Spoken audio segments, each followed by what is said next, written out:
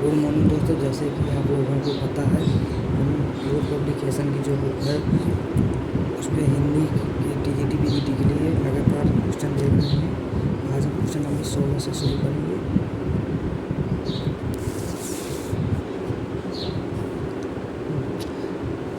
16 तक हम क्वेश्चन कल देख चुके थे। आज हम क्वेश्चन नंबर 17 से चेक करेंगे। इसमें कह रहा है काल व्यक्ति का निर्णय प्राप्त ग्रंथों की संख्या द्वारा नहीं निर्धारित हो सकता, बल्कि उस काल की मुख्य प्रेरणादायक वस्तु के आधार पर ही हो सकता है।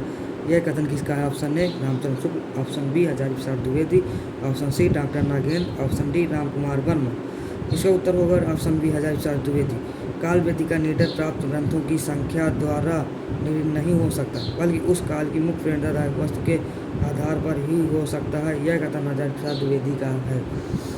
आचार्य राम शुक्ल के अनुसार जिस काल विभाग के भीतर किसी विशेष ढंग की रचनाओं की प्रतियोगिता दिखाई पड़ी है वह एक अलग काल माना गया है और उनका नामकरण उन्हीं रचनाओं के स्वरूप के अनुसार किया गया है। काल विभाजन साहित्यिक वृत्तियों की समानता के आधार पर होना चाहिए। कालों का नामकरण यथासंभव मूल चेतना को आधार बनाकर करना चाहिए। युगों का सीमांकन मूल वृत्तियों के आरंभ और समापन के अनुसार करना चाहिए। काल की मूल प्रवृत्तियों का निर्धारण प्रमुख ग्रंथों के आधार पर करना चाहिए। क्वेश्चन नंबर 18 है कौन सा विवरण सही नहीं है? गारसा दत्तासी ने अपने इतिहास ग्रंथ में कवियों को कालानुक्रम प्रस्तुत किया। सिंह सरोज ने लगभग 1000 कवियों का जीवन चरित्र उनके कविताओं के उदाहरण सहित किया। जॉर्ज गियर्सन इतिहास ग्रंथ का हिंदी अनुवाद हिंदी साहित्य का प्रथम इतिहास शीर्षक से प्रकाशित हुआ है। जॉर्ज गियर्सन ने अपने कवियों और लेखों को कालानुक्रम वर्णित किया है। ऑप्शन नंबर ए गारसा दत्तासी ने अपने इतिहास ग्रंथ में कवियों को कालानुक्रम में प्रस्तुत किया है। क्वेश्चन नंबर 19 इतिहास का इतिवृत्त लेखात्मक सबसे प्रथम मिश्र बंधुओं के विनोद में पाया जाता है। यह किसकी है? Option A Acharya Ramchandra Shukla, option B doctor Ram Kumar Verma, option C Hazari Prasad Dwivedi, option D doctor Nagendra. इसका उत्तर होगा दोस्तों option number B doctor Ram Kumar Verma. इतिहास का इतिवृत्तात्मक लेखन सबसे पहले मिश्र बंधु विनोद में पाया जाता है।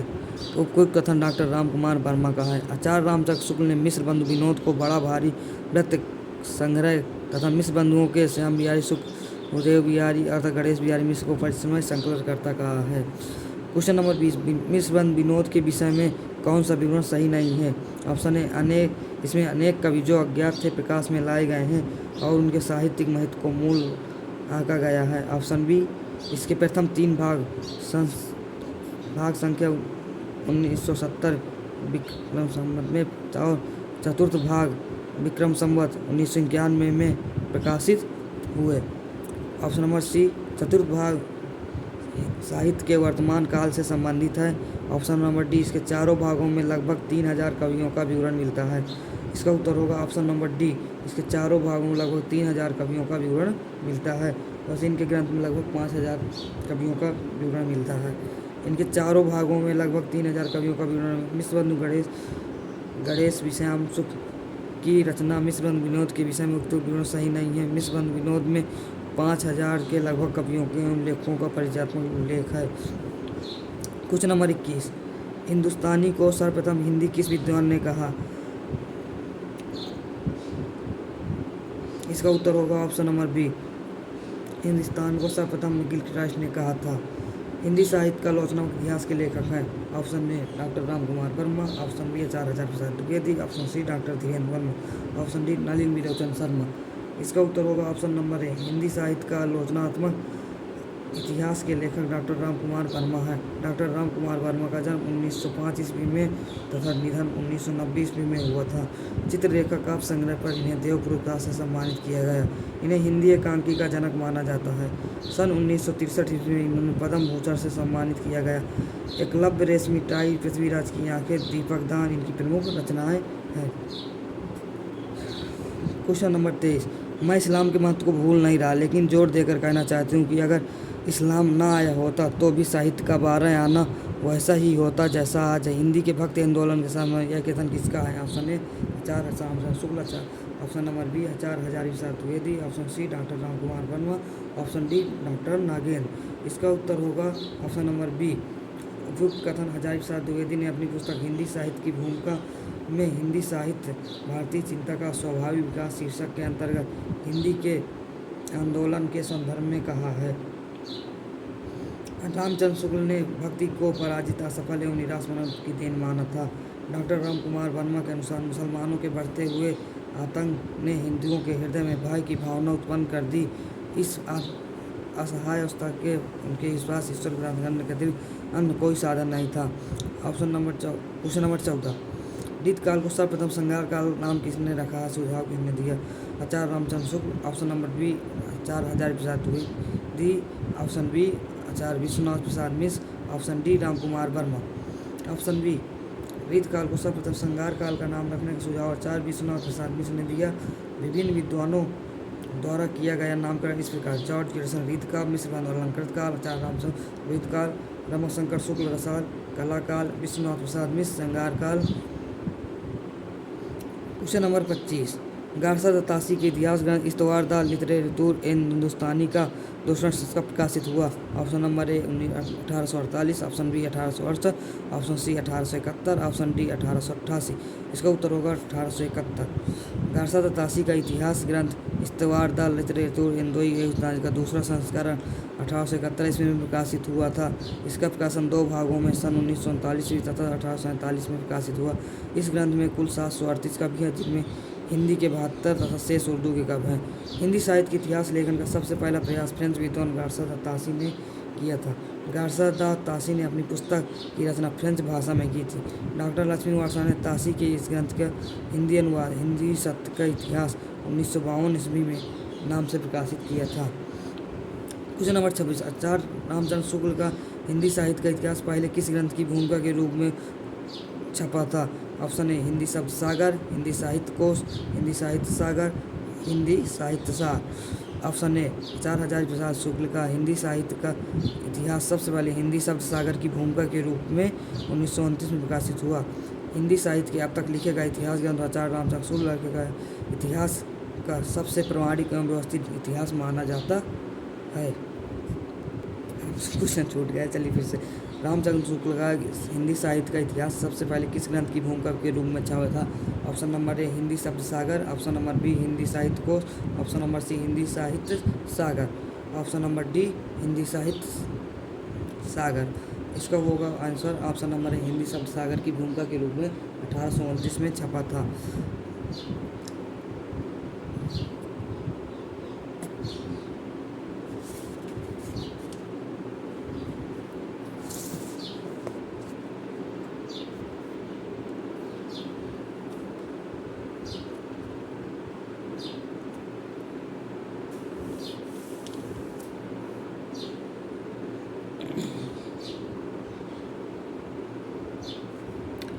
क्वेश्चन नंबर 27, रामचंद्र शुक्ल के अनुसार शिव सिंह सरोज में गिनाए गए ग्रंथ हैं। Number 1 Ram Satsai, option number B खड़खड़ा Ramayan, option C Dohavali, option D Kavya Ramayan. इसमें आंसर होंगे ए 1 और 2 राम सतसई और खड़गा रामायण। सुमेलित कीजिए। ये क्वेश्चन नंबर 28 है, पद्मलाल पुन्नालाल बख्शी। इसका होगा 2 पद्मलाल पुन्नालाल बख्शी हिंदी साहित्य विमर्श। और खा नंबर अयोध्या सिंह उपाध्याय अरियौन। इसका आंसर होगा ये हिंदी भाषा और उसके विकास, साहित्य का विकास। ऑप्शन नंबर सी हजारी प्रसाद द्विवेदी। इसका होगा पहला हिंदी साहित्य की भूमिका। और चौथा घ नंबर डॉक्टर रामस्वरूप चतुर्वेदी। तो इसमें जो बचा है हिंदी साहित्य की संवेदना और विकास। क्वेश्चन नंबर 29 है, हिंदी साहित्य का आदिकाल हिंदी का ये एक इतिहास ग्रंथ है। इस ग्रंथ के रचनाकार माना जाते हैं। ऑप्शन नंबर सी हजारी प्रसाद द्विवेदी। हिंदी साहित्य का आदिकाल 1952 हिंदी का एक इतिहास ग्रंथ है। इस ग्रंथ के रचनाकार आचार्य हजारी प्रसाद द्विवेदी हैं। इनके द्वारा अन्य रचित इतिहास ग्रंथ है हिंदी साहित्य का उद्भव और विकास 1952, हिंदी साहित्य की भूमिका 1940 में, जबकि आचार्य रामस्वरूप ने हिंदी साहित्य का इतिहास 1929 में तथा डॉक्टर नलिनी विलोचन शर्मा ने हिंदी साहित्य का इतिहास दर्शन नामक ग्रंथ की रचना की। क्वेश्चन नंबर 30 है, राजस्थानी भाषा और साहित्य की पुस्तक के लेखक हैं। ऑप्शन नंबर ए मुनिजिनी विजय, मोतीलाल मनेरिया, टीकम सिंह तोमर, पंडित गौरी संगीरजा। इसका उत्तर होगा मोतीलाल मनेरिया। तो नंबर बी। राजस्थान भाषा और साहित्य के लेखक डॉक्टर मोतीलाल मनेरिया हैं। इनके द्वारा रचित एक अन्य साहित्य इतिहास ग्रंथ राजस्थान पिंगल साहित्य भी है। जबकि हिंदी वीर काव्य 1942 के लेखक टीमर। क्वेश्चन नंबर 31, इनमें से किस साहित्य ग्रंथ को किशोरी लाल गुप्त ने हिंदी साहित्य का प्रथम इतिहास नाम से अनुवाद किया है करके प्रकाशित किया है? ऑप्शन ए इस्तवार द लिटरेचर इंदोई ए Hindustani, option B a sketch of Hindi literature, option number C a history of Hindi literature, option number D the modern vernacular literature of northern Hindustan. इसका ऑप्शन होगा option number D the modern vernacular literature of northern Hindustan. George Grierson द्वारा लिखित ग्रंथ the modern vernacular literature of northern Hindustan 18 ईस्वी को किशोरी लाल गुप्त ने हिंदी साहित्य का प्रथम 1957 ईस्वी नाम से अनुवाद करके प्रकाशित किया। जबकि गारसा द तासीक लिखित इतिहास ग्रंथ दो हिंदुस्तानी को लक्ष्मी सागर वास ने हिंदी साहित्य का इतिहास 1952 में प्रकाशित किया था। ए स्केच ऑफ हिंदी लिटरेचर 1917 ग्रंथ के लेखक पादरी एडविन ग्रीव्स हैं। हिस्ट्री ऑफ हिंदी लिटरेचर 1920 के लेखक EF के हैं। क्वेश्चन नंबर 32, आचार्य रामचंद्र ने रीत काल का समय माना है? ऑप्शन ए 1600 से 1800 Vikram Samvat, option number B 1700 से 1900 विक्रम संवत, ऑप्शन नंबर सी 1500 से 1750 Vikram Samvat, option number D 1600 से 1800। आचार्य शुक्ल ने 1700 से 1900 विक्रम संवत रीत काल का समय माना है। आचार्य शुक्ल ने हिंदी साहित्य के इतिहास के 900 वर्षों के निम्नलिखित 4 भागों में विभाजित किया। आदिकाल जिसे वीरगाथा काल नाम दिया है 1050 से 1375 विक्रम संवत, पूर्व मध्यकाल भक्तिकाल 1375 से 1700 विक्रम संवत, उत्तर मध्यकाल जिसे रीतकाल नाम दिया है 1700 से 1900 विक्रम संवत, आधुनिक काल या गतकाल जिसे 1900 से 1984 विक्रम संवत दिया है। निम्नलिखित में किसने हिंदी साहित्य का इतिहास नहीं लिखा? Doctor Ram Kumar Verma, doctor Hazari Prasad Dwivedi, doctor Nagen, doctor Lakshmi सागर वासना। इसका होगा सी डॉक्टर नागेन। निम्नलिखित से डॉक्टर नागेन ने हिंदी साहित्य का इतिहास नहीं, बल्कि हिंदी साहित्य का इतिहास ग्रंथ के संपादक है। जबकि डॉक्टर राम कुमार वर्मा द्वारा लिखित हिंदी साहित्य का आलोचनात्मक इतिहास नामक ग्रंथ है। हजारी प्रसाद द्विवेदी ने 3 इतिहास ग्रंथों की रचना की है। हिंदी साहित्य की भूमिका 1940, हिंदी साहित्य का उद्भव और विकास 1952 और हिंदी साहित्य का अधिकार 1952 ईस्वी। डॉक्टर लक्ष्मी सागर वासना ने हिंदी साहित्य का इतिहास 1952 नामक ग्रंथ की लिखा है। क्वेश्चन नंबर 34 है, किस ग्रंथ के लेखक ने इतिहास ग्रंथ में लगभग 5000 कवियों का वर्णन किया है? यह हम क्वेश्चन पहले भी देख चुके हैं। इसका होगा मिश्र बंध विनोद ने लगभग 4500 से ज़्यादा कवियों का वर्णन किया है। क्वेश्चन नंबर 35 है, आचार्य रामचंद्र शुक्ल के इतिहास ग्रंथ के कालों का नामकरण का आधार क्या है? ऑप्शन ए पूर्व परंपरा, युग प्रवृत्ति, ऑप्शन नंबर सी प्रमुख ग्रंथ, ऑप्शन नंबर डी इनमें से कोई नहीं।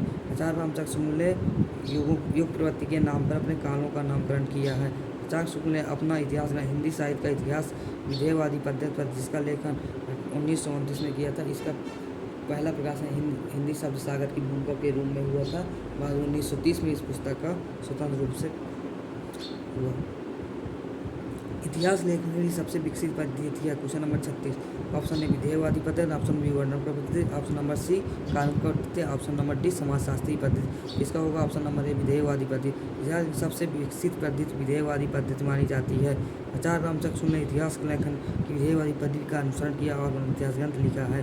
फिर विद्वान तेन ने विधेयवादी पद्धति को सुव्यवस्थित सिद्धांत के रूप में स्थापित किया था। क्वेश्चन नंबर 37 है, हिंदी साहित्य का इतिहास दर्शन नामक ग्रंथ के लेखक है।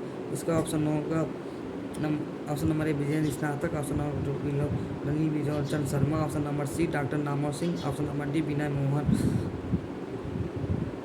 हिंदी साहित्य का इतिहास दर्शन ग्रंथ के लेखक डॉक्टर शर्मा है।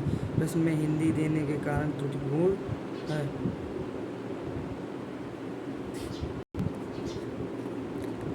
विजय स्नातक का ग्रंथ है हिंदी साहित्य का इतिहास। डॉक्टर नामवर सिंह का दूसरी परंपरा की खोज, डॉक्टर विनय मोहन का हिंदी साहित्य का अभ्युत्थान। क्वेश्चन नंबर 38 है, हिंदी साहित्य की भूमिका के लेखक हैं। Option A Doodhnath Singh, option B Ramdas Mishra, option C Ramvilas Sharma, option number D उपयुक्त से कोई नहीं। इसका आंसर होगा ऑप्शन नंबर सी। भारतीय साहित्य की भूमिका के लेखक रामविलास शर्मा हैं। इनकी अन्य पुस्तकें हैं भारतीय संदर्भ, बोध और तुलसीदास, लोक जागरण और हिंदी साहित्य परंपरा का मूल्यांकन आदि। दूधनाथ मिश्र सपाट चेहरे वाला आदमी, कहानी संग्रह, निराला, आत्महंता, आस्था आलोचना आदि लिखा है। निम्न से साहित्य के क्वेश्चन नंबर 39, इनमें से हिंदी के किस साहित्यकार ने अपने इतिहास ग्रंथ में हिंदी गद्य साहित्य को गद्य का अधिविभाव, गद्य का प्रवर्तन एवं गद्य का प्रसार और गद्य की वर्तमान गद्य की नामक खंडों में विभक्त करके विवेचित किया है? नाम option number A doctor Bachchan Singh, option B Shiv Singh Sengar, Ramchandra Shukla, option number D Ramashankar Shukla Rasal.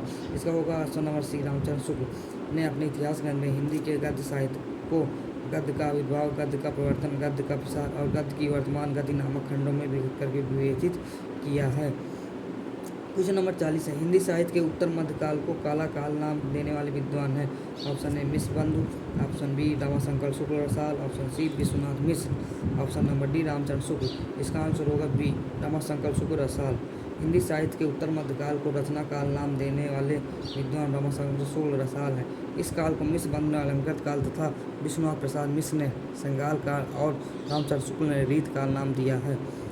Question number 41 है, द मॉडर्न वर्नाकुलर लिटरेचर पर हिंदुस्तान के लेखक हैं? Option A George Grierson, option number B Garcin de Tassy, option number C Shiv Singh Sengar, option number D Sukhdev Bihari Mishra.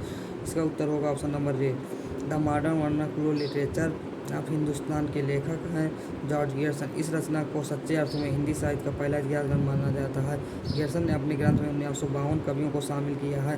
Doctor Kishori Lal गुप्त ने the modern vernacular literature of Hindustan को हिंदी साहित्य का प्रथम इतिहास शीर्षक से हिंदी अनुवाद किया, जिसका प्रकाशन 1957 ईस्वी में हुआ था। दोस्तों आज हम इतने ही क्वेश्चन देखेंगे, हम डेली 20 से 25 क्वेश्चन देखेंगे और इसमें जो भी कमियां हो आप कमेंट में बताइएगा, आगे सुधार किया जाएगा।